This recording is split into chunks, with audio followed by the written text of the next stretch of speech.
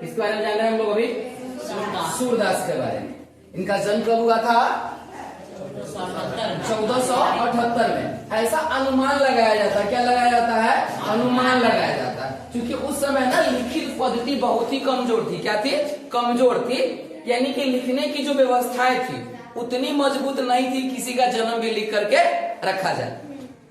और उस समय ना बर्थडे उडे नहीं मनाया जाता था, जान लो। एक्चुअली बर्थडे नहीं होता है, बर्थडे होता है। लेकिन हमारी बज्जिका भाषा मुजफ्फरपुर के है, उसमें लोग इंग्लिश का तोड़ मरोड़ करके अपना तरीका से पेश करते हैं। एक वो है यूएस का इंग्लिश, दूसरा में आता है भारत का इंग्लिश, तीसरा में आता है मुजफ्फरपुर का इंग्लिश। मतलब तैंका सानी कमजोर है, पूरे बिजोर मुजफ्फरपुर का इंग्लिश है ना। मतलब अजीब टाइप का भाषा है ना। कई बार लोग, ग्रामीण लोग, जो हमारी दादी हुआ करती थी, वो डॉक्टर को दांदर कहती थी। दांदर, ये तो एक अलग इंग्लिश हुआ ना जी, हुआ ना। चलिए,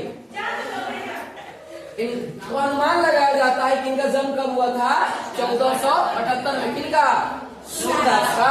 और सूरदास जन्म से क्या थे? अंधे थे, अर्थात इनका आंख नहीं था। आंख था लेकिन काम नहीं करता। क्लियर है? चलिए आगे है निधन। निधन का मतलब होता है क्या होता है? मृत्यु। कब हुआ था? 1583 में। क्लियर है कि भैया इनका मृत्यु कब हुआ था?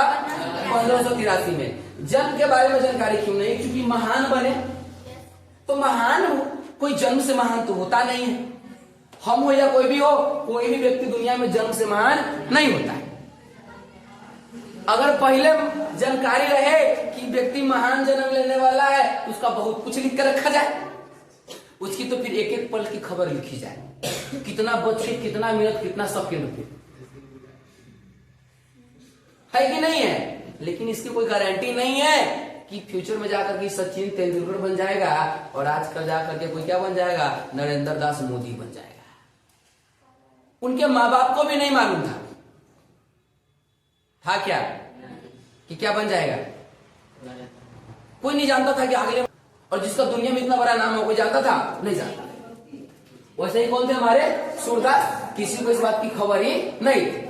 चलिए आगे चलते हैं। जन्म स्थान। जन्म स्थान कहने का अर्थ एक जन्म स्थान होता है ना जी, और एक जहां पालन पोषण होता है। दो अलग अलग क्षेत्र है। जन्म स्थान को ही हम लोग पालन पोषण क्षेत्र नहीं मान सकते। हाँ, लेकिन हम लोग जहाँ रहते हैं, मेरा जन्म स्थान भी वही है और निवास स्थान भी वही है। लेकिन कई चीजें हैं, कई लोगों का अलग अलग होता है। जैसे कि जन्म मथुरा में लिया, पला बड़ा काशी में, तो दोनों अलग अलग चीजें हैं। जैसे कि आपके गांव में कुछ लोग होंगे जो आउट ऑफ स्टेट में जाकर के बिल्कुल शिफ्ट हो गए, हमेशा के लिए जमीन मकान सब कुछ हुआ, तो वहां उनके साथ में दो चीज जुड़ेंगी, एक जन्म स्थान और दूसरा निवास स्थान। क्लियर है? चलिए आगे समझते हैं हम लोग। जन्म स्थान में कहा था? दिल्ली के निकट। दिल्ली के निकट यानी दिल्ली से बिल्कुल सटे हुए एक ग्राम था। ग्राम का नाम था सीही। क्या नाम था? सीही। सीही ग्राम के पास जो है ना, सीही ग्राम के पास में, यानी सीही ग्राम में उनका क्या था? घर था। आपका ही घर है ना? किसी का गंज बाजार है, किसी का मानिकपुर है, रंगही है ना, बंगाही है, बंकुल है, खिमाई पट्टी है, बहबल बाजार है, ईटीसी बीटीसी। अब सभी का क्या है? वो जन्म स्थान है। हो सकता है कि आपका जन्म आउट ऑफ स्टेट में हुआ, किसी का हो सकता है हुआ होगा, संभावनाएं। तो आपका जन्म स्थान वो अलग चीज है, और यहाँ रहते ही आपका क्या स्थान है? निवास स्थान। चलिए, निवास स्थान जो उनका था ना, ब्रज क्षेत्र। क्रमशः मतलब होता है उस क्षेत्र के आसपास या उस घाटी में या उस स्थान। जगह का नाम था गांव-घाट। क्या नाम था? गांव-घाट। वृंदावन। क्या नाम था? वृंदावन एवं पारसोली ग्राम। दो ग्राम साथ में इंक्लूड किया गया, जोड़ा गया। कौन कौन? वृंदावन एवं पारसोली ग्राम। जहां उनका क्या था? जन्म स्थान नहीं, कौन स्थान? निवास स्थान। रिपीट करेंगे आप लोग।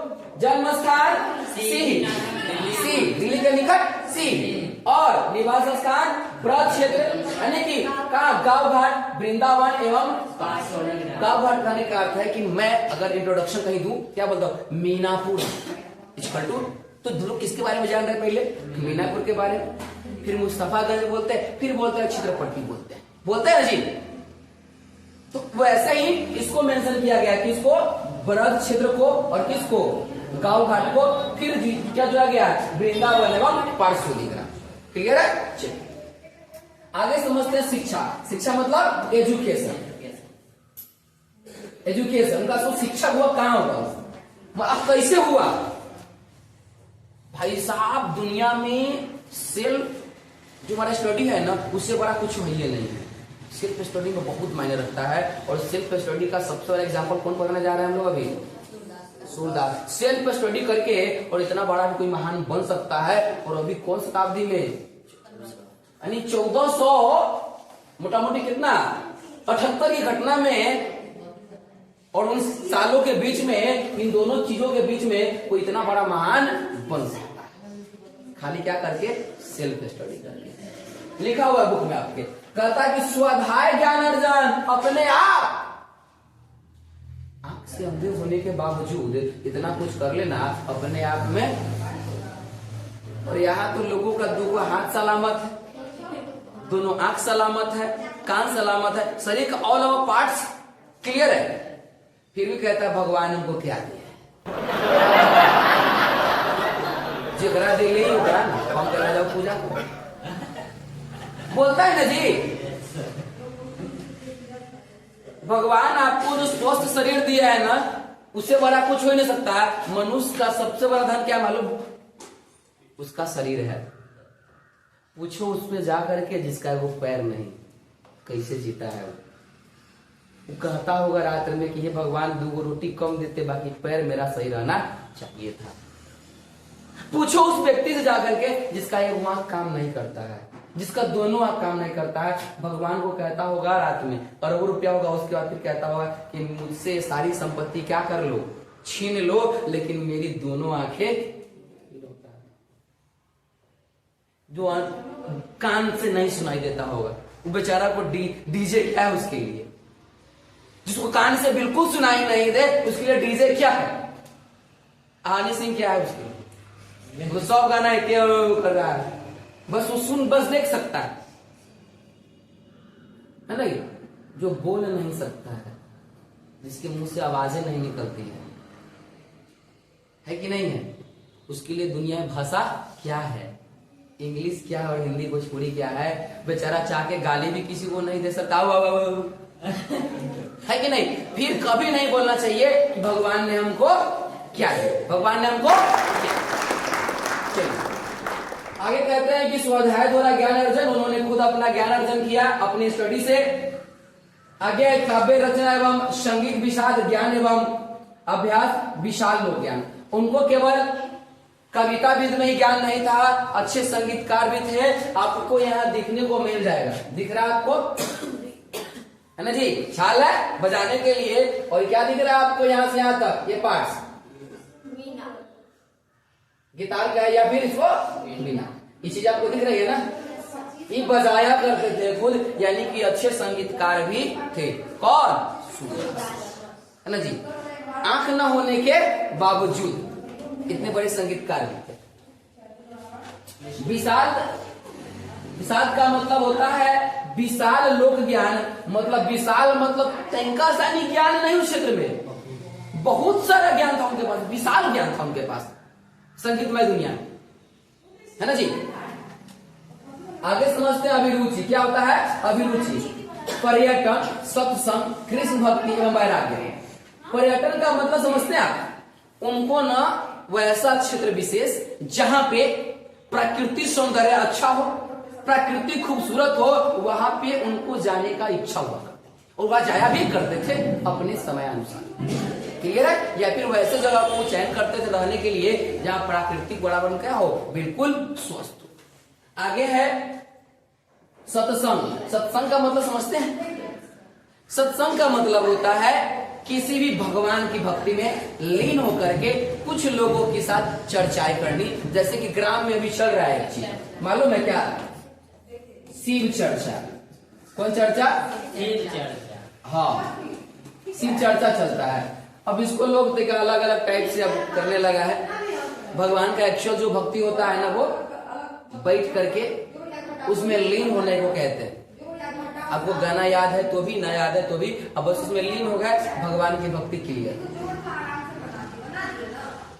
अब उसके लिए आपको दिखावा करने की जरूरत नहीं है कि हम भगवान के बहुत बड़े पुजारी है, तो हम भगवा कलर ही पहनेंगे ऊपर से नीचे तक तो भगवान के पुजारी है, नहीं तो हम नहीं है।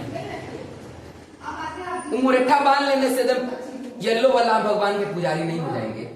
मेरे अंदर भगवान की पूजा करने की कला है, मैं मानता हूं, बस मानता हूं, दिखावा करने की जरूरत नहीं।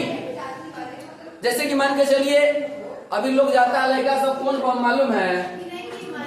बोल बम, कौन बम है ना जी, बोलबम जाता है लड़का सब। अच्छा, बोलबम जाने वाले में, बोलबम जाने के लिए जरूरी है डीजे रहेगा तो हम बोलबम जाएंगे? अब बिना डीजे का बोलबम हम नहीं जाएंगे, जा सकते हैं ना? क्लियर है?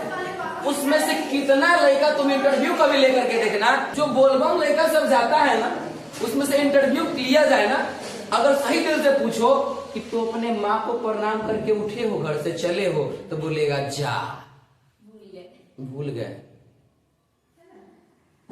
ये कौन सा पुजारी है भाई? सबसे बड़ा भगवान कहाँ है? घर में है। रविदास लिखते हैं, नामै मंदिर नामै मस्जिद ना बसे कैलाश में, नामै मंदिर नामै मस्जिद ना बसे कैलाश में, अब मोको कहाँ ढूंढेरे बंदे, मैं तो तेरे पास में। आपने गाना भी सुना होगा, ये तो सच है कि भगवान है, धरती पे रूप माँ बाप का, सुना है? ये तो सच है कि भगवान है, यानी कि धरती पे माँ बाप जिसके पास जिंदा है, उससे बड़ा कोई भगवान नहीं। अगर डेली भगवान की पूजा नहीं करते हैं कोई दिक्कत नहीं है, आपके दिल में भगवान है, गॉड है, ईश्वर है, अल्लाह है, ठीक है, कोई दिक्कत नहीं है, लेकिन सबसे बड़ी भगवान मेरी माँ घर पे है, उसकी पूजा करके निकलो, सारी बलाई टल जाती है। ऐसा माना जाता है कि एक दिन माँ का पूजा करने से 30 दिन की बलाई टल जाती है, तो सोचो 30 दिन माँ की पूजा करने से कितनी बलाई टलेगी। अगर आप 365 दिन माँ की पूजा कर लेते हैं तो सोचिए कितनी बलाई टल जाएगी। बलाई है ये नहीं है। तो यहाँ तो एकदम दिल में, दिमाग में एकदम हनुमान जी बसाए हुए हैं। अब बिहान सवेरे सोच रहे हैं कि उन्हें गोली के ना मार दो, है कि नहीं है? भगवान तो कभी कहे कि तलवार लेके भाजो मेरे, हमको तब मानेंगे? बोले हैं? वो अपने अपनी धर्म प्रचार के लिए हम लोग करते हैं, और करना भी चाहिए, कोई दिक्कत नहीं है कि नहीं है?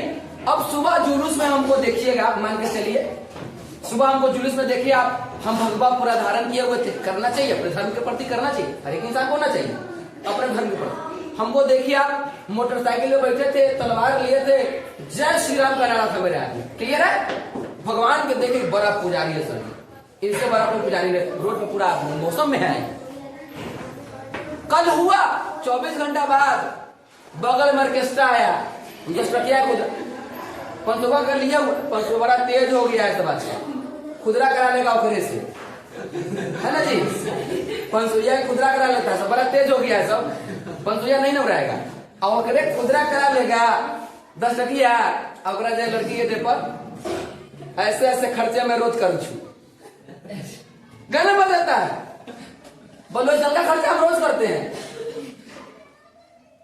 तो वो भगवान का भक्ति नहीं है। फिर आपको ये कहना कि भगवान के बहुत बड़े पुजारी है, वो शोभा नहीं देना। क्लियर है? चलिए आगे पढ़ते हैं। दीक्षा गुरु, कौन गुरु? इनका जो दीक्षा गुरु था उनका नाम था महाप्रभु वल्लभाचार्य। क्या नाम था? ध्यान करेंगे आप, क्या नाम था? महाप्रभु वल्लभाचार्य दीक्षा गुरु। उनके बारे में थोड़ा इंट्रोडक्शन दिया हुआ प्राइवेट करके। कहते हैं कि शुद्धाद्वैतवाद एवं पुष्टि मार्ग भक्ति साधना के प्रवर्तक, प्रसिद्ध दार्शनिक, आचार्य एवं संत। उनके जो गुरु थे वो बहुत ही सुशीलवादी थे और लोगों को जो आगे बढ़ाने में या उनको शिक्षित करने में उनको आनंद आता था, और उसके लिए कोई पोस्ट नहीं लेते, पैसा नहीं लेते, ऐसे पहले का गुरु के लिए पैसा मायने नहीं रखता था। उनको जो दक्षिणा मिल गया जाने के समय, उससे वो जीवन कट जाता था। आगे है पुष्टि मार्ग की भक्ति साधना, यानी कि भगवान की भक्ति में बहुत ज्यादा लीन रहने वाले वो भी व्यक्ति थे। कौन? महाप्रभु वल्लभाचार्य, प्रवर्तक, प्रसिद्ध दार्शनिक। प्रसिद्ध दार्शनिक का मतलब होता है उनको क्षेत्र विशेष का बहुत ज्यादा नॉलेज था, ज्ञान था, पहले से प्रसिद्ध थे, लोग उनके बारे में जानते थे। आचार्य एवं संत, आचार्य कहने का मतलब है कि किसी भी मंत्रोच्चारण का पूर्ण नॉलेज होना। हिंदू धर्म में मंत्र उच्चारण होता है पूजा पाठ में जी, तो सभी धर्मों में होता है अलग अलग हिसाब से। तो उस मंत्र का पूर्ण तरीके से नॉलेज था। किनके पास? किनके पास? इनके पास नहीं, सूरदास के पास नहीं। हाँ, उनको दीक्षा गुरु जी थे। क्या नाम था? क्या नाम था? आवाज नहीं आ रहा। क्या नाम था? हाँ, महाप्रभु वल्लभाचार्य। उनके दीक्षा गुरु के, किनके दीक्षा गुरु का नाम था? सूरदास। क्लियर है? और वो भक्ति साधना में लीन रहने वाले व्यक्ति थे, प्रसिद्ध दार्शनिक थे, आचार्य थे। क्या थे? आचार्य थे। संत कहने का समझिए अपना भाषा में साधु। क्या होता है? साधु। आजकल का कुछ साधु लोग सिस्टम खराब कर दिया है। हिंदू तो नहीं चाहिए, जैसे कि उधर में राम रहीम बाबा ये सब हो गए, सब पूरा सिस्टम खराब कर दिया हिंदू धर्म, है ना। पूरा साधु का जो है ना, साधु का साधु मतलब अब लोग भरोसा नहीं कर रहा है साधु पे। ऐसा नहीं कि भारत में आज भी संत नहीं है, उस टाइप का साधु है जो भगवान के अलावा उनको कुछ चाहिए ही नहीं। लेकिन कुछ ऐसे है ना जी, बाबा मिल करके पूरा सिस्टम अभी खराब कर दिया। चलिए आगे समझते हैं दीक्षा काल। कौन काल? आपकी अगर दीक्षा काल की बात होगी ना, अगर इन फ्यूचर लिखा जाए आपके बारे में, तो आपके बारे में भी 2024 का चर्चा होगा। 2018 से 30 तक या फिर 2010 से 30 तक एक टाइमिंग आपको लिया जाएगी। या फिर अगर आपने एक साल ही पढ़ा, हो सकता है कि एक साल ही पढ़ा आपने, वो नहीं पढ़े, 10th आपने निकाल लिया, केवल 12th करने के लिए एग्जाम से पढ़े, तो क्या लिखाएगा? 2024 से 25। क्लियर है? जो उनका दीक्षा काल था ना, वो सेम घटना है, एक साल। 1509 से 1510। एक साल में इतना पावरफुल। देखो उस समय की पढ़ाई और पढ़ने की चेष्टा, एक साल में कोई व्यक्ति इतना पावरफुल हो सकता है, बस पढ़ना चाहिए। आइयो कोई एकदम प्रमाण नहीं है कि एक साल में हो गए, अखबार हो गए। अनुमान लगाया जाता है क्योंकि उस समय लेखनी पद्धति इतनी मजबूत थी ही नहीं। आपको बार बार बता रहा है कि किसी के बारे में सटीक जानकारी लिखा जाए, किसी के बारे में लिखने की कोई कला था ही नहीं। हाँ, व्यवस्था समझिए। या फिर उतना लोग लिख करके शताब्दी का ज्ञान तो पूरे परिवार में, पूरे समाज में शायद एक आध व्यक्ति को हो जाए तो बहुत बड़ी उपलब्धि थी। यानी गांव के पंडित जी को जानकारी हुआ करता। क्लियर है? विशेष पढ़ते हैं, जन्म से अंधे अथवा बड़े होने पर दोनों आंखें जाती रही। पहले ही बता दिए हैं कि सूरदास जो थे वो जन्म से क्या थे? अंधे थे। सूरदास अंधे थे, उसके बावजूद ना वो भगवान की भक्ति करे, रोज मंदिर में जाया करते थे, प्रतिदिन जाया करते थे। लोगों ने उससे कहा, सूरदास अंधे तो हो, दिखता नहीं है, फिर क्यों आते हो मंदिर? जानते हो उन्होंने क्या जवाब दिया? उन्होंने बोला, मैं अंधा हूं, मुझे दिखाई नहीं देता है, लेकिन मेरे कान्हा को दिखता है कि उनके भक्तों में एक अंधा सूरदास है। अंधा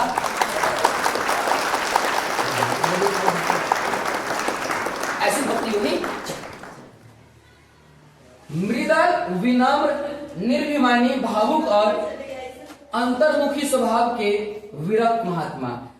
मृदल का मतलब समझते क्या होता है? बिल्कुल अपने आप भक्ति में किसी भी एक चीज को लेकर के व्याग्र हो जाना, है ना। और विनम्र का मतलब होता है शांत बिल्कुल रहना, उगड़ता नहीं आना अंदर से। फिल्म जो देख ले तो पुष्पाराज नहीं बनना, बात को समझो। मैं झुकेगा नहीं, देखो ना फिल्म पुष्पा क्या कहता, मैं झुकेगा नहीं। और जो झुकेगा नहीं वो कुछ करेगा नहीं, वो कुछ चीजें जो है ना वो रियल लाइफ में अच्छी लगती है, रियल लाइफ में अच्छी नहीं लगती है। वो फिल्म में रहे और फिल्म में उसका कॉपी करने की कोशिश हमको नहीं करना कभी नहीं। हाँ, आगे निर्विवानी भावुक।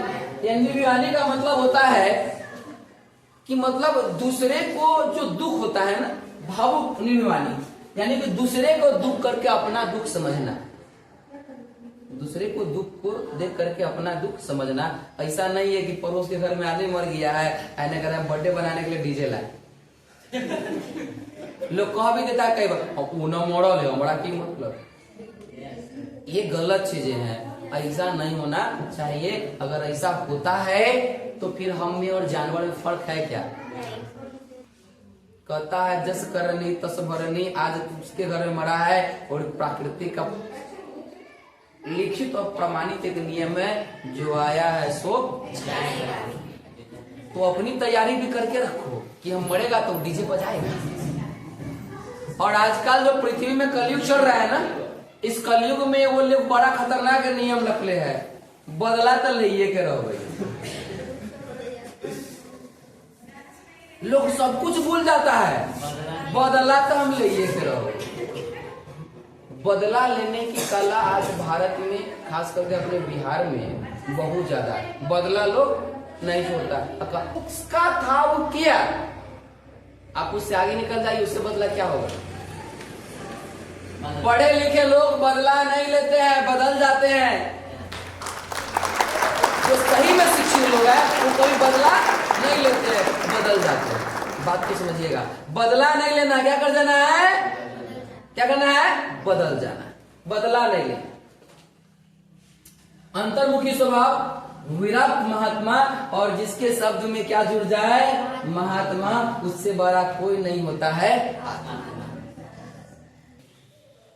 कृतियां पढ़ते हैं, कृतियां का मतलब उनके द्वारा जो लिखा गया, उनके द्वारा जो लिखा गया, लिखा गया में सारा नहीं, जो प्रमुख कृतियां हैं जो ज्यादा प्रकाश में आई, उन कृतियों के बारे में समझेंगे। वो कृतियां में आपका प्रमुख रूप है कौन सा? अगर सूर सागर। कौन सा? अगर सूर सागर। उसके बाद साहित्य लहरी। क्या? कौन लहरी? साहित्य लहरी। उसके बाद क्या है? राधा रसकेली। राधा रसकेली, उनका ये सब क्या है? कृतियां पढ़े जो उनके द्वारा लिखा गया है। मार्केट में बुक है, आप खरीद के उसको पढ़ सकते हैं आज भी। आगे है कथी? सुरसरावली। सुरसरावली आदि का मतलब इतना ही नहीं है, इस टाइप का और ज्यादा, इस टाइप का। आगे है जो हम लोग पढ़ेंगे अभी। चलिए आगे कहता है कि सूरसागर कवि विश्व प्रसिद्ध प्रमुख आधार, इनकी रचना श्रीमद् कहां से लिया गया है? भागवत गीता की पद्धति पर गद्यांश एकांतों में प्रकाशित हुई है। कहां से हुई है? श्रीमद् भागवत गीता पद्धति। एक बार आप जहां से भी है, जैसे भी है, जिस धर्म के है ना, आपको एक बार जिंदगी में भागवत गीता पढ़ना। जिंदगी में जो सही लेसन जीने का है ना, हम इसलिए नहीं कह रहे कि आप भगवान का भक्ति करें, लेकिन उसमें जो लेसन लिखा गया है ना, उस लेसन को एक बार पढ़ना चाहिए। भागवत गीता बहुत ही मतलब इम्पोर्टेंट